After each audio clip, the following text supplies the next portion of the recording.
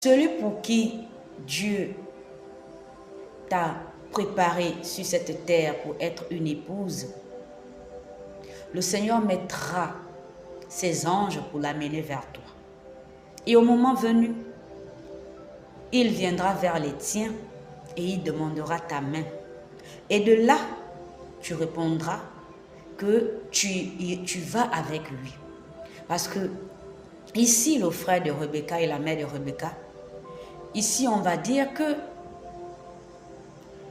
ce sont des personnes que l'on peut catégoriser comme des personnes qui étaient vraiment réticents face à l'idée de laisser Rebecca aller vers son époux Isaac, fils d'Abraham.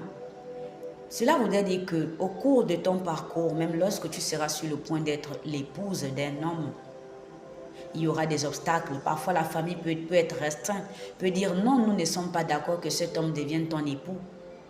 Ou encore, pour toi, l'homme, ta famille peut dire que nous ne sommes pas d'accord pour que cet homme, cette femme devienne ton épouse. Il faut d'abord, on va dire quoi, l'étudier. Il faut d'abord mieux la connaître avant de faire d'elle ton épouse.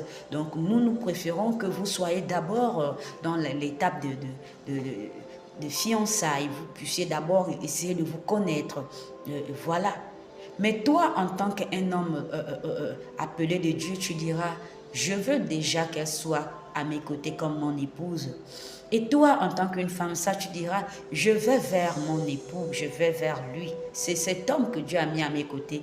Peu importe le milieu dans lequel il revient, peu importe son ethnie, peu importe son origine, peu importe sa classe sociale. C'est cet homme que le Seigneur a envoyé dans ma vie. Alors, je décide de faire ma vie avec cet homme. Rebecca a dit, j'irai avec lui. Nous poursuivons cette parole. Alors, ils répondirent, appelons la jeune fille et consultons-la.